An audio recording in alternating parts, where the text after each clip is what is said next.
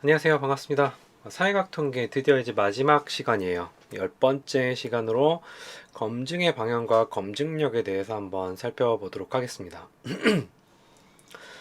이전에 이제 가설 검증의 원리가 어떻게 보면 마지막 챕터라고 할 수 있는데, 검증의 방향과 검증력은 에필로그 챕터라고 이야기를 할 수가 있어요. 약간 좀 갈무리하고 마무리하고 부족한 부분 같은 것들을 채우는 시간이라고 볼 수가 있습니다.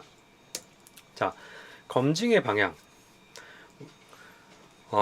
우리가 가설 검증의 원리에서 어떻게 자른다고, 유의 수준을 어떻게 자른다고 했어요? 양쪽으로 자른다고 이야기를 했었죠. 자, 효과가 통계적으로 유의하기 위해서는 점수가 어디에 위치를 해야 될까요? 연가스 임계 수준을 넘어가야 된다고 이야기했었죠. 그래서 여기하고 여기 1번하고 4번에 있을 때 효과가 통계적으로 유의합니다. 가설 검증의 원리에서는 제가 계속 이쪽으로 설명을 하긴 했는데, 자, 이쪽은 숫자가 플러스고 이쪽은 마이너스예요. 커피가 기억에 영향을 미친다라고 하는 거는 정적으로 영향을 미치는 걸까요? 부적으로 영향을 미치는 걸까요? 우리는 알 수가 없어요. 기억력을 증진시킬 수도 있고 감퇴시킬 수도 있어요. 그 결과를 우리가 모르기 때문에 기각역을 양쪽에 두는 거예요. 그러니까 내가 영향을 미친다라고만 했지, 이게 증가시키는지 감소시키는지, 물론 이제 값은 우리가 2.3점으로 플러스로 나왔지만 마이너스 2.3점이 나올 수도 있겠죠. 뭐 마이너스 5점이 나올 수도 있겠고, 그럼 나온 값에 따라 달라요. 이전에 제가 가설 검증의 원리에서 예시를 들었던 거는, 어쨌든 커피를 마신 집단이 2.3점이 높았으니까 그게 통계적으로 마지막에 유의했잖아요. 유의하니까 뭐라고 설명할 수 있어요? 정적으로 효과를 미친다라고 마지막에 이야기를 할 수가 있겠죠. 하지만 이제 점수가 마이너스 3점이 나왔고 그게 통계적으로 유의하다. 어디에 위치한다? 이쪽 1번 쪽에 위치를 하게 되면 뭐라고 설명할 수 있어요? 커피는 기억력을 감퇴시킨다. 이렇게 이야기를 할 수가 있겠죠.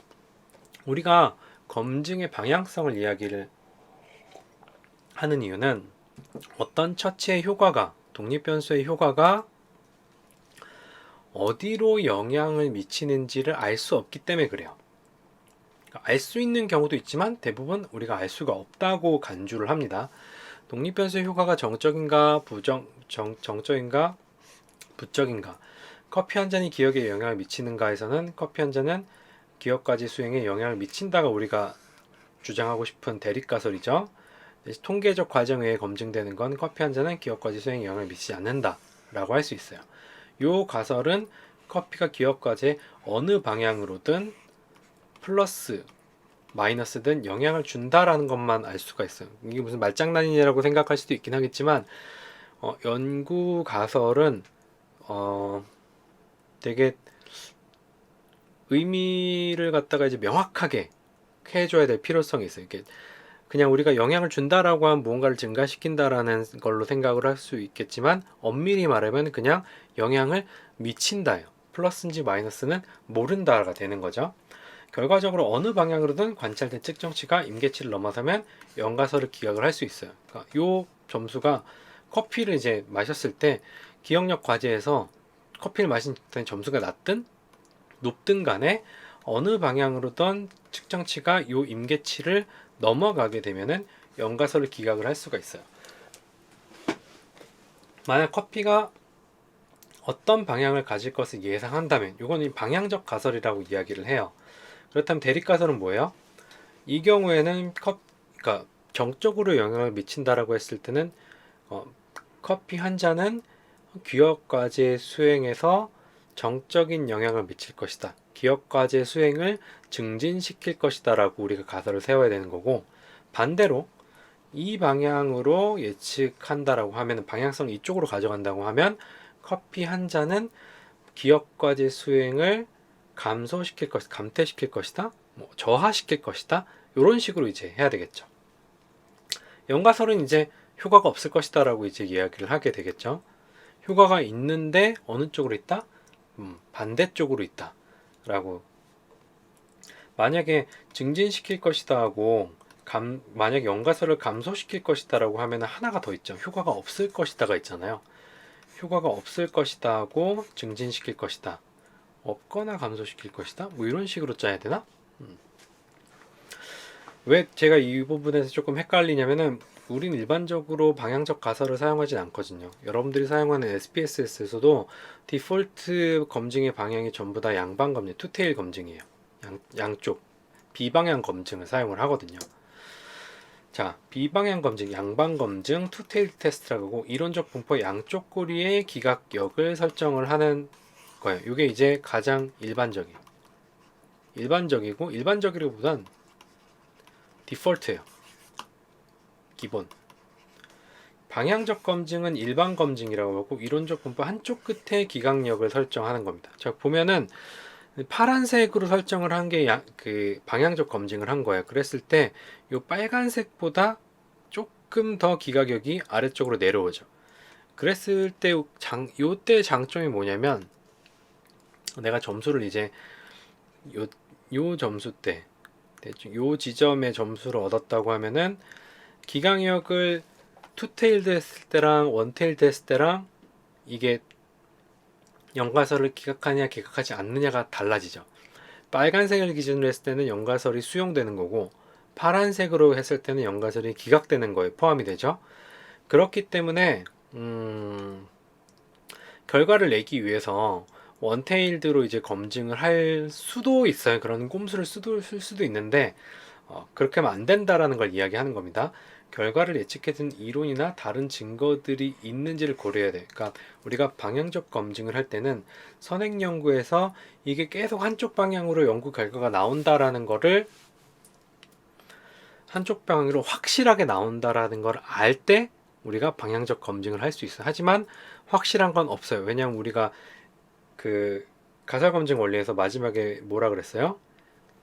오류가 따른다라고 이야기를 했었죠. 그 오류 때문에 확실한 100%라고 이야기를 못해요. 그래서 결국 단연 일반 검증은 못하는 거예요. 여러분들 그냥 없는 거라고 생각을 하면 됩니다. 뭐 표본 평균이 전집치 한쪽 방향으로 이탈할 것이라는 가정의 근거가 필요해요. 이걸 어떻게 할까? 이론적으로 이런 게 필요하다는데 실제로 여러분들이 연구를 하거나 실질적인 연구에서는 이게 찾기가 굉장히 어렵습니다. 그 다음 비방향 검증과 방향 검증 선택은 연구 결과를 알기 전에 선택을 해요. 자, 만약에 점수지가 딱 여기 있어갖고 이거 일반 검증을 하게 되면은 연가설을 기각하고 내 대립가설이 수용될 텐데 이거 일반 검증으로 다시 해봐야 되겠다 라고 이제 하면서 일반 검증을 다시 분석을 하면 된다 안 된다? 일반 검증을 선택하는 거는 사전에 다른 증거들이 있는지 고려하고 한쪽 방향으로 이탈될 것이라는 가정의 근거를 이론적 배경에 작성을 한 다음에 그래서 내 가설은 증진시킬 것이다라는 어떤 가설을 쓰고 그 다음에 일반 검증을 하는 거예요. 근데 우리가 통계 분석할 때 아마 제 경험으로는 상관 분석만 이제 원테일드 선택을 할 수 있게 되고 나머지는 다 그냥 그래도 상관 분석도 투테일드로 디폴트로 되어 있어요. 다 디폴트로 투테일드로 되어 있기 때문에 원테일드를 할 일이 없습니다. 그래서 방향 검증은 뭐 이런 게 있다 정도로만 알아두고 그냥 세상에 존재한 여러분들 앞으로 삶에는 없다. 이론적으로 이렇게 그 설정을 할 수 있다. 기각력이 조금 더 늘어나기 때문에 연가설을 조금 더 잘 기각할 수 있다. 뭐 요 정도만 이제 알아두면 될 것 같아요.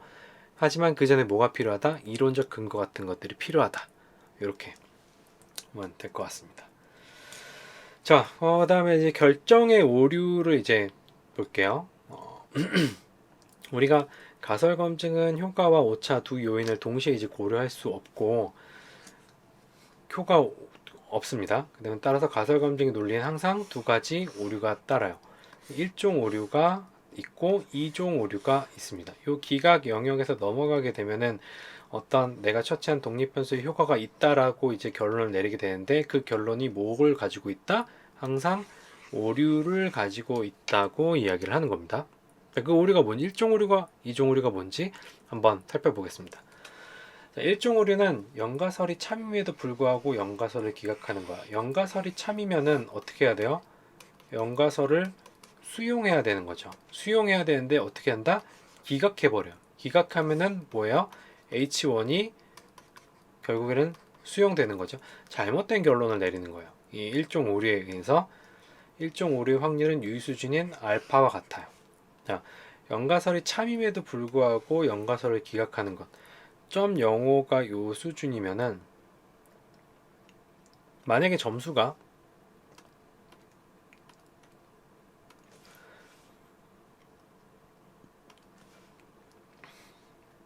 이쯤의 위치에 있다 하더라도 내가 유의 수준을 0.0으로 잡았어요. 0.0으로 잡았으면 이게 뭐예요? 100번 중에 5번 우연히 가능하다죠. 요거를 이제 요 기준을 넘어서게 돼서 이 연가설을 기각을 하게 되더라도 요 기준인 5%의 오류 확률을 가진답니다. 0.05는 100번의 결정을 할 때 5번은 잘못된 결정을 할 수 있다는 거고, 요게 이제 유의 수준이 0.01 수준, 0.1 수준 이렇게 뒤로 가면 갈수록 일종 오류가 감소하는 거예요. 그러니까 여러분들이 기각역의 기준을 얘는 지금 5%로 본 거고 얘는 1%로 보는 거고 얘는 0.1%로 이제 본다고 하면은 점점 연가설을 기각하는 기준을 갖다가 엄격하게 해주는 거죠. 그 유의수준이 작아지게 되면은 일종 오류가 줄어들게 되니까 일종 오류가 줄어들게 되면 좋은 검증이라고 할 수 있나? 라고 이제 생각할 수 있는데 가끔 보면은 다 이제 0.001 해가지고 막 별 3개 이렇게 그리면 기분이 굉장히 좋아져요. 근데 그건 기분만 굉장히 좋아지는 거고 사회과학에서는 기본적으로 디폴트로 0.05가 이제 기본적인 유의 수준으로 설정이 됐기 때문에 0.05만 넘어가게 되면은 다 똑같은 거예요. 0.01이든 0.001이든 0.01이든 0.00이 줄어들게 되면 뭐가 늘어나게 된다? 이종 오류가 증가하게 돼요. 그러니까 뭐 어쩌라는 거냐? 라고 이제 이야기를 할 수 있는데 뭐 굳이 고민을 할 필요는 없어요. 그냥 이런 게 있다 정도로만 알아두면 되고 우리가 어떤 결과를 기술할 때 일종 오류와 이종 오류의 가능성에 대해서 이해를 하고 그거에 맞게 이제 결과를 기술하면 되는 겁니다. 여러분들은 여기서 뭘 알게 되냐, 뭐만 알면 되냐면 우리가 어떤 결정을 내린다 하더라도 항상 뭐가 존재한다? 오류가 존재한다. 어떤 결정을 하더라도 오류가 존재한다만 기억을 하면 돼요. 그 오류를 염두에 두고 이게 100% 어떤 사실이다라고 주장을 하면 안 된다라는 거죠.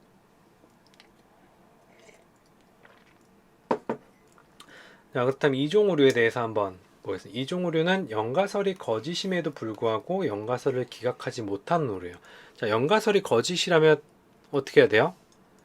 연가설을 거짓이라면 연가설을 기각해야 되는데 어떻게 해요? 연가설을 수용하게 되는 거예요.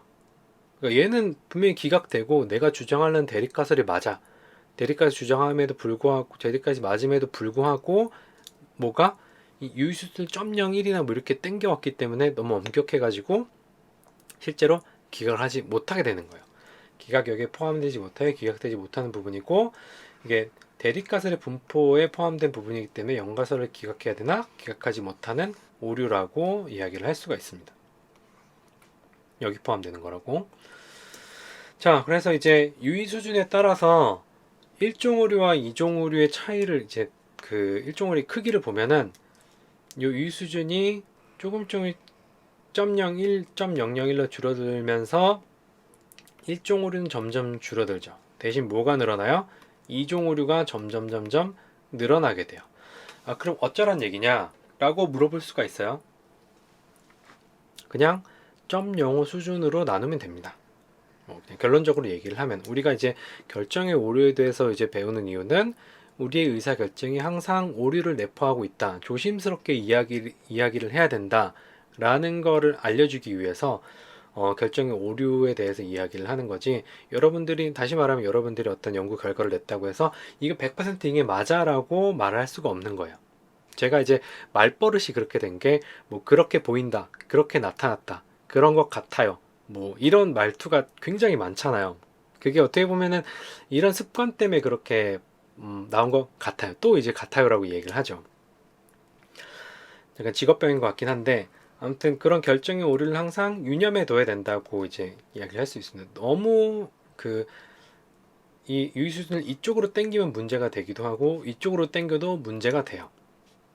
자, 이쪽으로 당기면은 뭐예요? 거짓말을 하는 거고 이쪽으로 당기면은 졸업을 못 해요. 그런 어떤 위험성이 있습니다.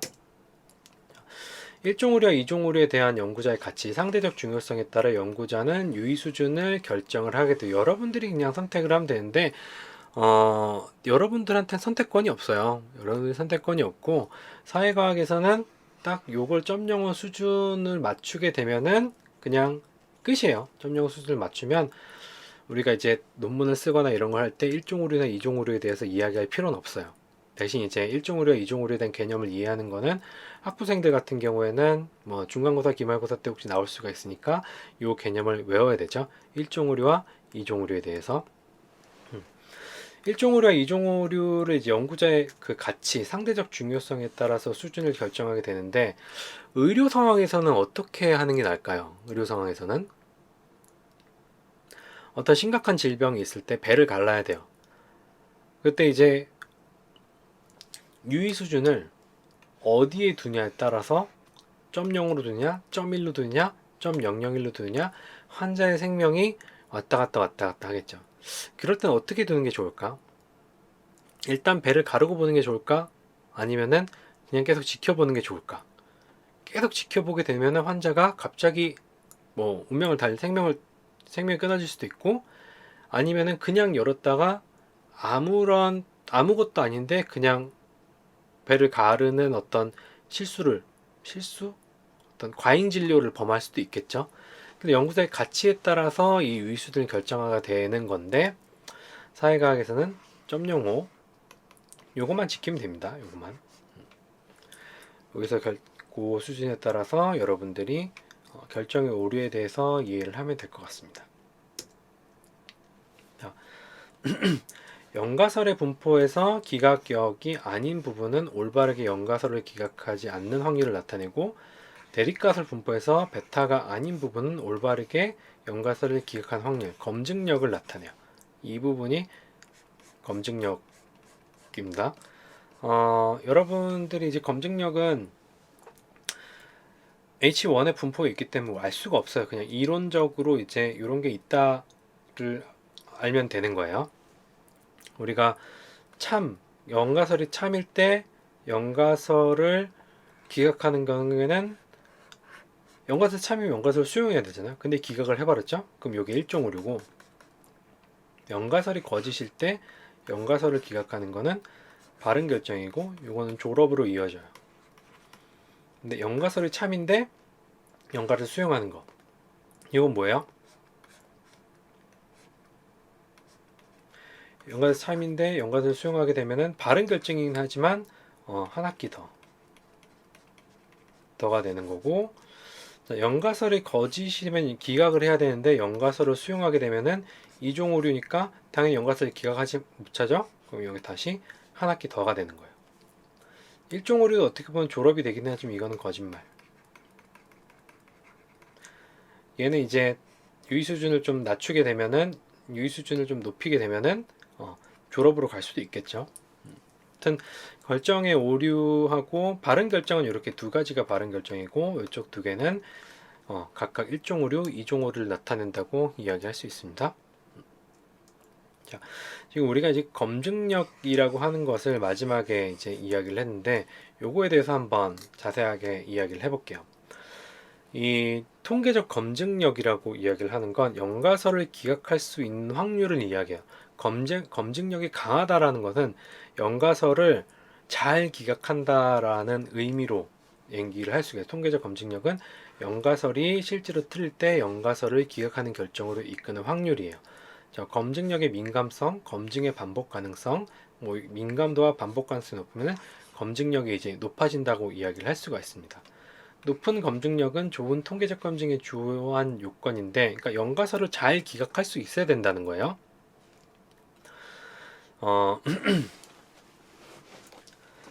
이 검증력의 민감성, 검증력이 높다라는 거는 연가설을 갖다가 얘가 이제 여기 있으면은 0.05라고 했을 때 여기 있으면 연가설을 기각을 하게 되죠. 이쪽에 있으면은 연가설을 기각을 하지 못하게 돼요. 자, 그러면 연가설이 기각할 수 있는 통계적 검증력을 높이려면 어떻게 해야 돼요? 얘를 이쪽으로 옮기면 되는데, 이렇게 옮기면 뭐가 돼요? 일종 오류가 발생을 하게 되죠. 올바르게 연가설을 기각하는 확률의 검증력은 요 넓이로서 구할 수 있는데, 우리가 이건 대립가설의 분포는 몰라요. 모르는데 제가 이제 이론적인 거를 표현하기 위해서 점점점으로 이렇게 표시를 하긴 했는데, 이건 이론적으로 나타내는 거고 실제로 우리는 구할 수는 없어요. 자, 그랬을 때 검증력을 높일 수 있는 방법은 유의 수준 알파가 증가함에 따라 검증력이 증가해요. 조금 아까 제가 얘기했던 것처럼 이 유의 수준 알파라고 하는 게 어디로 갈 때? 이쪽으로 계속 이동을 하게 되면, 내 점수가 여기 있을 때 유의 수준이 여기 있으면 연가설 수용인데 이쪽에 있으면 연가설을 기각하는 거죠. 근데 이렇게 되면은 일종 오류가 증가하게 되죠. 그래서 무슨 짓을 하느냐? 표본수를 늘려요. 표본수를 늘리면은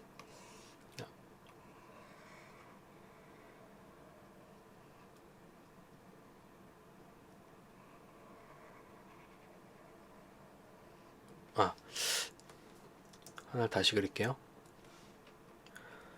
원래 이런 분포를 하고 있는데 뭐 몇십 명을 추가를 하게 되면은 분포가 요런 모양으로 바뀔 수가 있어요. 사례수가 늘어나면 뭐가 줄어들어요? 표준 편차가 줄어들면서 분포가 쫙 쪼그라든다고 이야기했었죠. 왜 사례수가 늘어나면 검증력이 증가하냐?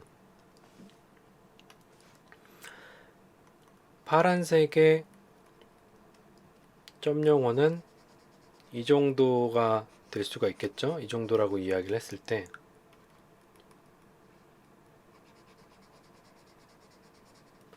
빨간색의 점 영어는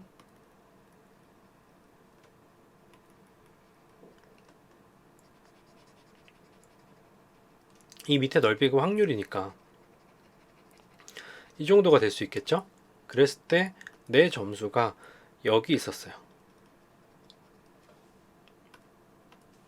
여기 있었단 말이에요. 자, 파란색 분포일 때 내가 한 100명 정도 했는데 파란색 분포가 나왔어요. 그랬을 때는 연가설 기각력 바깥쪽에 있기 때문에 연가설이 수용이 되죠. 근데 여기서 내가 한 30명을 더 추가했단 말이야. 그러면은 분포가 이렇게 뾰족하게 바뀌면서 이 점수가 기각력 안쪽으로 들어오게 되죠. 그래서 연가설을 기각을 할 수 있게 돼요. 그래서 표본의 크기가 증가함에 따라 검증력을 증가하는데, 이건 어떻게 보면은 야매예요.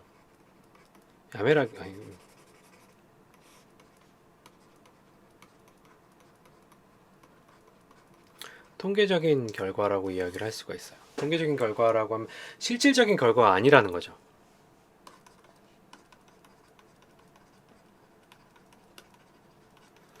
효과가 아니에요. 그래서 뭘 계산하냐면 효과 크기라고 하는 걸 계산을 합니다. 여러분들 굉장히 골치 아프게 만드는 효과 크기인데, 효과 크기가 클수록 검증력은 증가하는데, 효과 크기가 뭐냐면 관찰된 종속 변수의 분산 중 처치에 의해 설명되는 정도. 자, 이렇게 관찰된 종속 변수의 분산 중 처치에 의해 설명되는 정도라는 말이 나왔을 때 우리는 뭘 떠올려야 돼요? 분산의 특징. 여섯 번째, 분산은 어떻게 될 수 있다? 분할될 수 있고 상이한 근원에 귀인될 수 있다. 분산을 중에 어떤 것? 처치에 의해 설명되는 정도의 분산이 분리될 수 있다라는 거죠. 효과 크기는 이렇게 구해집니다. 그래서 전체 분산분의 처치 효과 분산으로 나누게 돼요. 그러니까 여러분들이 관찰한 종속 변수의 그 관찰치 중에 뭘로 나눈다? 처치하고 오류로 이렇게 나눌 수가 있어요. 이게 처치가 크면 클수록 뭐야? 처치가 이만큼이다. 처치가 이만큼이고 오류가 이만큼이다 라고 하면은 전체분의 그 빨간색 범위가 점점 커지죠. 그럼 효과 크기가 크다라고 이야기를 할 수가 있죠. 자, 이 효과 크기를 이야기하는 거는 분산 분석에는 에타 자승이라고 이야기를 하고 나중에 SPSS에서 우리가 확인을 할 거예요. 그 다음에 회귀 분석에서는 R스퀘어가 이 효과 크기를 이야기를 해요. 그리고 코엔의 D라고 하는 게 있어요. 코엔의 F라고 하는 것도 있는데 코엔의 D는 0.3, 0.5, 0.8 요 크기를 가지는데 작은 크기, 효과 크기가 작다, 중간이다, 크다 이렇게 이제 나눠지게 됩니다. 지금 효과 크기가 크면 클수록 뭘 얘기한다? 독립변수의 효과가 크다라는 거야. 그러면 통계적인 어떤 결과가 아니라 실질적인 효과가 크다라고 이야기를 할 수가 있어요. 그러니까 커피가 기억력에 미치는 영향의 효과 크기가 0.8이다 라고 하는 거는 커피가 기억력에 미치는 효과가 굉장히 크다라고 이야기를 할 수가 있는 겁니다. 이게 이제 언제 이런 개념을 사용할 수가 있냐?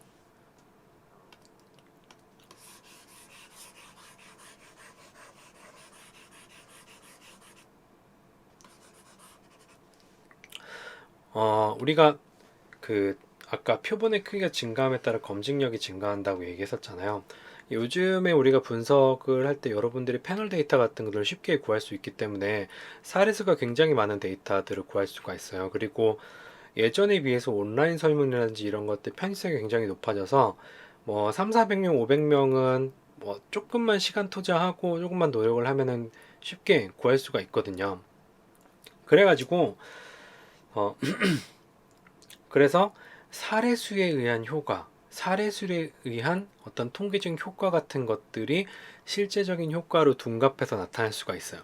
그래서 그런 걸 방지하기 위해서 뭘 만드냐? 효과 크기를 이제 계산해서 논문에 이제 제시하라고 얘기해요. 리뷰어들이 가끔 그럴 때가 있어요. 그리고 언제 이런 게 강력하냐면 P가 그러니까 어떤 사건이 나타날 확률이 P가 0.049 이거예요. B가 0.049 나왔으니까 0.05보다 어때요? 작죠. 그럼 당연히 요 0.0보다 작은 작아 버리니까 뭐가 떠요? 별이 하나가 딱 뜬단 말이에요. 그럼 통계적으로 유의하다가 나와요. 통계적으로 유의하다가 나오는데 문제는 요렇게 나왔을 때 효과 크기는 어떻게 나오냐? 그러니까 뭐 일반적인 경우에 0.049가 요항 0.49 나왔을 때 일반적으로 효과 크기는 뭐 0.1 잘 나왔죠. 뭐 0.08 그러니까 8%인 거예요. 우리가 아까 0.3하고 0.5랑 0.8을 얘기했잖아요. 근데 0.08, 0.1 이렇게 나오게 되면은 효과 크기가 거의 없다고 이야기를 할 수가 있는 거예요. 이런 것들을 이제 단순히 이거는 통계적인 결과가 아니라 실질적인 결과, 실질적인 독립변수의 효과를 보기 위해서 효과 크기라고 하는 것을 계산을 하게 됩니다. SPSS 다 구해줘요. 여러분들이 아까 얘기했던 것처럼 분산 분석에서 에타 자승, 그다음에 그 뭐냐, R스퀘어, 그러니까 회귀 분석에서는 R스퀘어, 코엔의 D는 이 효과 크기 기준을 이야기를 해요. 3, 5, 8이 넘어야 된다는 거. 3이 작은 크기, 5가 중간 크기, 8이 이제 뭐 큰 크기 이렇게 이제 기준으로 사용할 수 있습니다. 다음에 이제 혼입 변수를 통제함에 따라서 검증력이 증가한다는 게 뭐냐면 처음 그 초반에 우리가 이 변산성 이야기를 할 때 흩어져 있는 그림 잠깐 설명을 했었잖아요. 기억이 나야 되는데 이렇게 점들이 이렇게 흩어져 있으면은 이거 어떤 그 집단이라고 해서 헤테로지니어스한 거라 그랬죠. 이렇게 흩어져 있게 만드는 점들이 이렇게 흩어져 있게 만드는 어떤 원인이 있는 거예요. 이 집단 안에는. 그쵸? 그게 우리가 이제 혼입변수라고 이야기를 할 수가 있고 이 혼입변수를 통제함에 따라서 검증력이 증가한다라는 거는 우리가 관측 종속 측정치 분산이 이렇게 있어요. 점수들이 이렇게 흩어져 있게 만드는 원인이 있는데 얘를 갖다가 어떻게 한다? 통제한다라는 거는 제거를 한다라는 거예요. 이 분산을 제거를 하게 되면은 이 안에 데이터들이 조금 더 모여 있게 되죠. 모여 있게 되면서 뭐가 늘어나요? 처치 효과 분산이 늘어나게 되는 효과를 가지게 됩니다. 전체 분산은 작아지게 되고 그러면 효과 크기가 뭐 커지게 되고 효과 크기가 커지면은 검증력이 증가하게 되죠. 근데 문제는 이렇게 통제를 하게 되면은 어쨌든 전체 분산 파이가 작아지기 때문에 큐어 크기가 그렇게 그러니까 결과가 안 나올 수도 있어요. 근데 그거는 이제 때에 따라 다르게 통제를 한다고 해서 다 좋은 건 아니에요. 좋다라기보다는 이론적 배경에 의해서 통제할 변수들은 다 통제를 해야 돼요.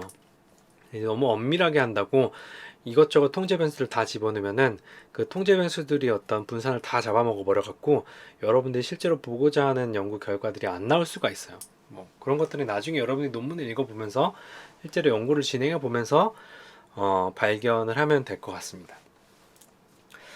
자, 뭐 이렇게 해서 이제 기초 통계 부분을 다 마무리를 하게 됐어요. 짧으면 짧은 시간이라고 할 수도 있고 길면 긴 시간이라고 할 수도 있는데 10개 강의를 이제 원테이크로 계속 녹화를 하려다 보니까 너무 힘에 부치네요. 아무튼 기초 통계가 올라가고 이제 다음부터 이제 다음 시즌 2에는 상관 분석, 그다음에 분산 분석, 회귀 분석, 중다회귀 분석, 그리고 뭐 이제 매개 효과, 조절 효과, 그다음에 조건부 과정 효과, 조건부 과정 모델 그런 것까지 이제 쭉 한번 이론적인 부분들을 살펴볼 예정입니다. 그리고 그 다음에는 이제 실제로 XPSS로 어떻게 활용 가능한지 그런 것들을 알아보는 시간 가져보도록 할 텐데요. 여러분들이 10번 지금 10번 수업이라 그래야 되나 강의라 그래야 되나 아무튼 뭐 내용을 들으면서 어땠는지는 잘 모르겠어요. 저는 이제 개인적으로는 여러분의 통계에 대한 두려움 같은 것들 좀 떨쳐버리고 좀 자신감을 가지고 힘내서 공부를 할 수 있었으면 좋겠다는 어떤 그런 생각으로 컨텐츠를 만들었는데 부디 이제 긍정적인 결과가 있었으면 좋겠습니다. 자, 아무튼 여기까지 해가지고 기초심리 통계 부분과 제 10장 검증의 방향과 검증력을 여기서 마치도록 하겠습니다. 네, 감사합니다.